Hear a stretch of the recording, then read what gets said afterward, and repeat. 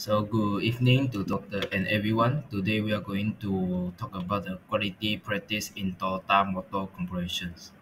And these are our members, which are Lim Shun Hang, me, Voon Hui, Lam Yen Nan, Yam Jit Liang, and also Chai Min Lun. So firstly, I'm going to introduce about the company Toyota. Toyota is founded by Kishiro Toyoda by 1937 years. And also the headquarters of Toyota is at Toyota City, Japan. And the Toyota already operates in over 170 countries, with employees have more than 360 people. And the organization structure of Toyota is which is the president oversees strategy. The operating office manage the key areas like technology, finance, and also the research. And Toyota Production System (TBS) is a autonomous teams focused on quality, innovation, and continuous improvement. The core principle of Toyota is fuel efficient and also suitable mobility solutions. Next, I'm going to share how Toyota use SPC to make sure their manufacturing processes are top-notch. At Toyota, SPC is used to monitor key vehicle components like engines, transmission, and suspension system, which are critical parts that directly affect the safety and performance of their cars. By using SPC, Toyota can keep an eye on production quality in real time and make quick adjustments if anything start to drift out offline. Now, let's look at the two charts on the slide. First is the S-bar chart. This chart measures that the average piston diameter from different production sample. The target diameter is 75.003 mm and the acceptable range is between 75.034 mm and 74.972 mm. On the graph, you will notice that all the sample average fall within this range. This tells us that the process is stable and the piston are being manufactured within the required specification. Next is the R chart. This chart focuses on the variability of the piston measurement within each sample. It ensures that the difference between the largest and the smallest measurement stays under control. The average range is 0.054 mm and the upper limit is 0.114 mm.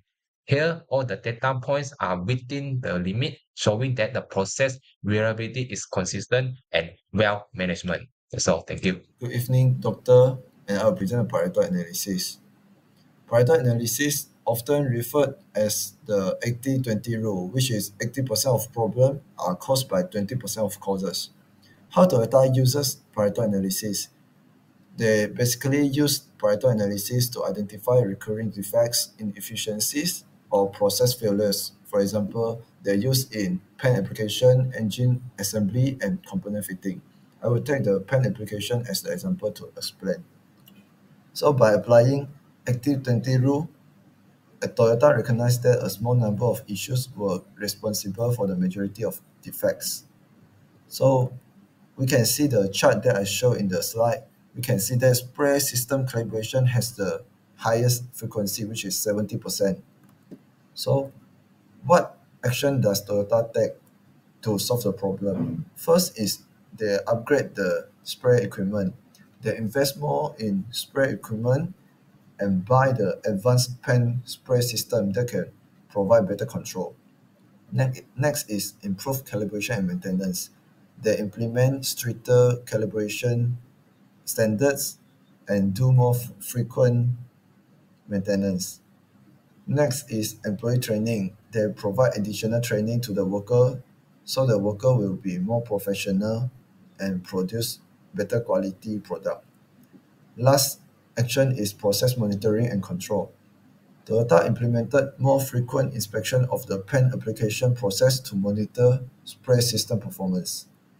So the fourth part is benefits of Pareto analysis. First is improved product quality. The application of Pareto analysis allows Toyota to address the most frequent and impactful defects first. The next benefit is faster problem resolution. Pareto analysis provide a clear data-driven approach to problem solving, allowing Toyota to quickly identify and resolve the most pressing issues. Next is resource allocation. Pareto analysis helps Toyota focus its resources on the most critical problem, ensuring that corrective actions lead to the most substantial improvement in quality. The last part is challenges of using Pareto analysis. First is data collection and accuracy. Accurate data is very essential because inaccurate data can lead to incorrect conclusion.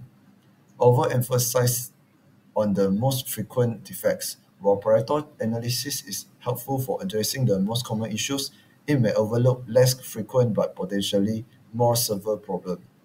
The last challenge is dynamic nature of manufacturing. Manufacturing processes are changed over the time due to technologies, processes, or materials. So Toyota need to be continually reassess its Pareto analysis to ensure that the most critical issues are being addressed. That's all from me. So I will pass to the next member. Thank you. One of the quality control methods by Toyota is acceptance sampling. Acceptance sampling is a statistical method used to determine whether a batch of products meet the required quality standards. Instead of inspecting every item in a production lot, a random sample is selected and tested.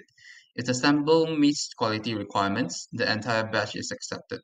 But if it fails, the entire batch will be rejected for further investigation. To ensure the quality in critical parts such as car engine pistons, Toyota employs acceptance sampling techniques based on ANSI/ASQZ 1.4 standards. For example, the lot size is 5,000 pistons and the sample size for inspection is 200. The acceptance quality limit is 1%. According to the table, if the number of defective pistons is less than or equal to 5, that means the whole lot will be accepted.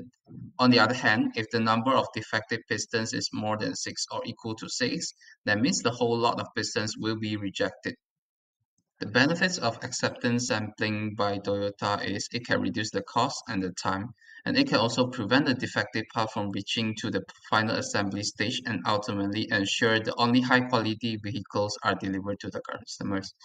While acceptance sampling offers numerous benefits, there are also some challenges that Toyota must address, which is the sampling errors, misalignment of sigma levels, and also limited information on individual items. Next, I will talk about the common problems Toyota face in producing high-quality products. The first one is manpower issues. The company struggles with a shortage of skilled workers in the specialized roles, as well as an aging workforce in critical technical positions. Toyota also faces challenges with process variability, including natural fluctuation in production. For example, fraudulent safety testing practice in 2024 highlighted issues with maintaining standards. This can lead to defects, delay, and safety, impacting the Toyota's reputation for quality and reliability. Last challenges Toyota face in ensuring raw material quality. A notable example is defective Takata airbag, which led to a massive recall. This defect caused significant reputational and financial damage to the company and posed serious safety risks to the consumer. To improve quality at Toyota, we propose key strategy. First, strengthen supplier relations and raw material quality control through audit, real-time data sharing, and frequent check to ensure consistency. Second, enhance employee training with hand-on skill outlet and lean manufacturing practice to boost efficiency. Finally, integrate consumer feedback using sentiment analysis and big data to identify issues quickly and respond to concern promptly. This step will uphold the Toyota's commitment to quality and innovation. So in conclusion, Toyota is excel in quality management through tools like SPC, acceptance sampling, and also predictive analysis to ensuring the high production standards. However, the challenge including like the need of skilled labor, process variety, and so on. So to address this, Toyota can enhance automation, strengthen worker training to adopt facility maintenance and implement stricter supply quality checks. So this type of effort will help Toyota to maintain its location, its position as a global leader in automotive quality. So those are the research that we do. Thank you.